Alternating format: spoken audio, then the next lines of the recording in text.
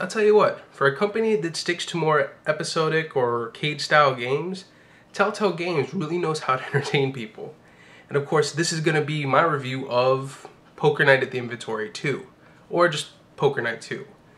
Which is funny because it's not going to be that long of a review because there really isn't much more to Poker Night at the Inventory than it being poker.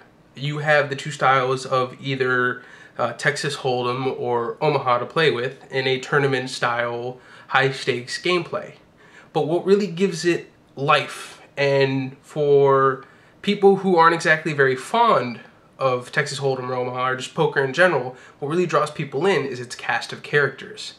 You have Brock Samson from Venture Brothers, the TV show, in case anybody doesn't know, which I doubt.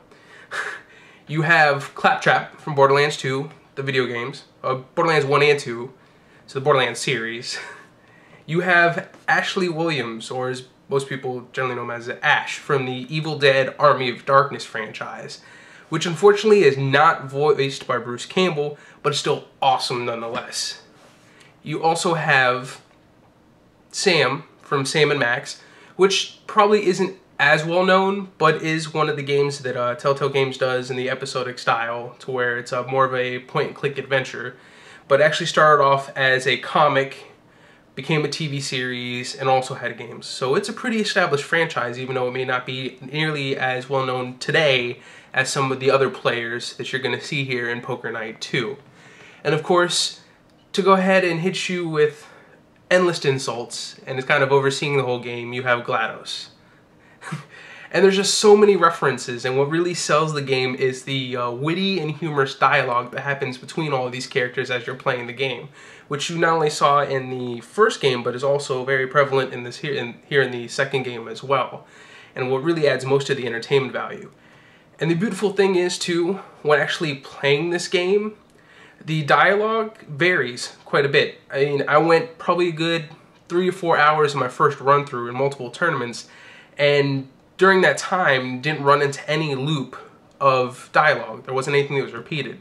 Unfortunately, during my gaming with session with Epic intern Anthony, there was, but I mean, it's kind of to be expected. There's only so much dialogue they're going to have. And the whole tournament style is a lot of fun. There's also more to it than that to add to replayability. As far as the actual game is concerned, once you go ahead and meet certain prerequisites, what ends up happening is you unlock what's known as a bounty. Now, the bounty is supposed to be what's considered an item of power in the possession of one of the people you're going against.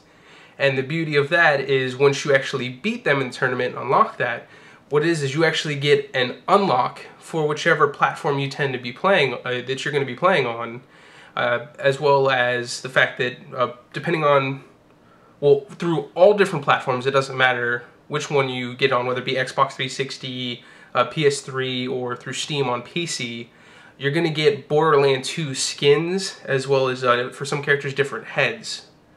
But what's unique for each one is for Xbox 360, which is the version I'm doing the review for and played with, you get avatar items, which I have the NECRONOMICON, which is probably never going to change for my avatar at all. I mean, you know, just look at it. Look. Just bask in the glory of the Necronomicon. I mean, come on, that pretty much, besides the fact that Ash is actually in the game, sold me on the game, is knowing that I can get this.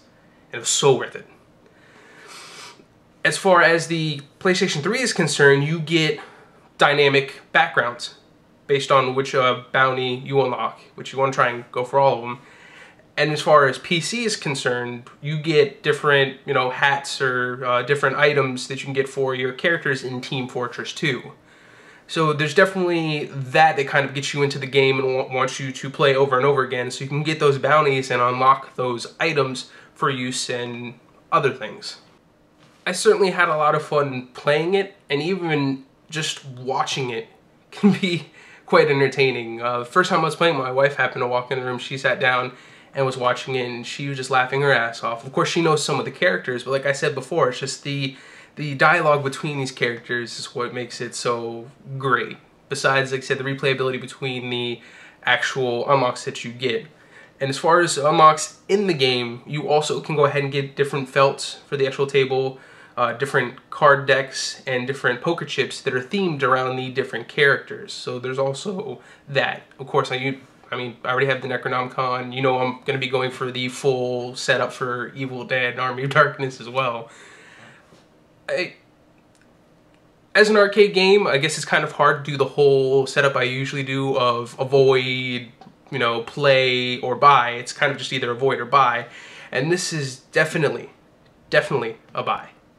Like I said, I am not a big fan of poker at all, especially Texas Hold'em. The only poker that I actually enjoy half the time is going to be 5-card draw. And I was still pulled into this game. I'm still having fun with this game. It's probably, I would say, the best $10 I've spent in a while as far as games are concerned. So it's definitely going to be well worth what you're going to be paying for. Like I said, if you're a fan of Texas Hold'em or Omaha, then you're definitely going to enjoy this. Not even just because of the characters, but even if you're not a fan, like I said, just the character interactions, the unlocks, just what the game has to offer, definitely gives it its value. And you can tell that Telltale Games knows what they're doing when it comes to not only, as I mentioned before, the episodic games such as The Walking Dead, but also in their arcade-style games like Poker Night at the Inventory and Poker Night at the Inventory 2. And yeah, so if you don't have it, definitely get it. Or at least if somebody else has it, definitely get a chance to watch them play it. It's definitely a great experience.